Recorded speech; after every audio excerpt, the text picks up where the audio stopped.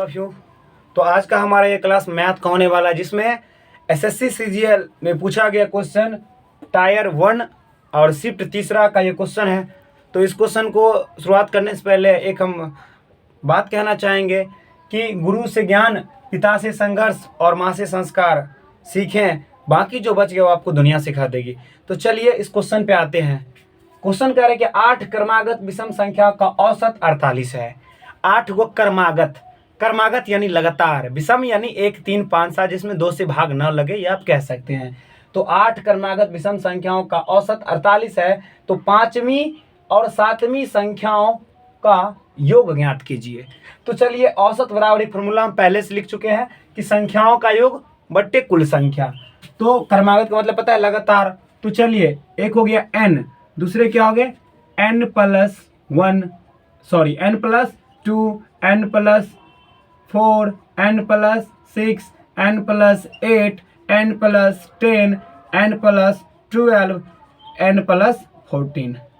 कितना हो गया 1 2 3 4 5 6 7 8।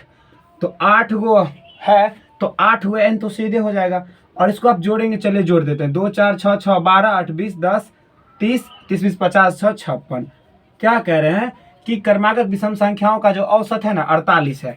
औसत 48 है। औसत बराबर फॉर्मूला होता है संख्याओं का योग बट्टे कुल संख्या। तो संख्या का योग तो यही है, जोड़ के लाए हैं हम, और इसको बट्टा हम करते हैं कुल संख्या। संख्या कितना है 8। अब इसको बट्टा हम 1 करके कैंची गुना कहिए या कोना कोनी गुना कहिए, दोनों का बात क्या हो बराबर। तो चलिए गुना करते हैं। 8n को 1 से गुना करेंगे, कितने 8n ही होगा। अगर 8n को हम 1 से गुना करेंगे तो 8n ही होगा, और 56 को 1 से। किसी संख्या को आप 1 से गुना करेंगे संख्या में कोई बदलाव होने वाला नहीं है। तो यहाँ पे हम डायरेक्ट लिख देते हैं 8n और दे देते हैं प्लस 56। और इसको जब गुना करेंगे तो यहाँ गुना करते हैं। 8 8 कितना होता है 64, और 4 8 32 या 8 चौक 32, और 32 अच्छा कितना हो जाएगा 38, यानी 384। 8n को इधर चर अचर वाला बात हो गया, जात को जात की तरफ भेज दीजिए। तो 384 में से आप 56 को क्या करेंगे घटा देंगे। तो 8n बराबर हो जाएगा 14 में से 6 गया 8, ये बच गया 7, 7 में से 5 ये कितना बचा 2, और ये 3। अब n से काटेंगे तो ये इधर किस में है, ये इधर गुना में, इधर आएगा तो भाग में। 328 बट्टे 8। अब n करेंगे तो क्या होगा 8 चौका 32, 8 कान 8, यानी n बराबर 41। तो हमको पूछा जा रहा है कि 5वां और 7वां संख्याओं का योग। तो मेरा 5वां संख्या कौन होगा, ये हो गया पहला, तो ये हो जाएगा कौन दूसरा, तीसरा, चौथा, 5वां हो गया ये, तो 7वां हो जाएगा ये। तो ये दोनों का योग कर देना है n प्लस 8। तो यहाँ करिए आप n और प्लस 8, इसको भी थोड़ा घेर देते हैं, 2 गो है, और इसको कितना करते हैं n प्लस 12। तो n प्लस 12 करते हैं। अब ये दोनों का जोड़ जोड़ देंगे तो n प्लस 8 यानी 41 और प्लस 8, इसको ले लीजिए।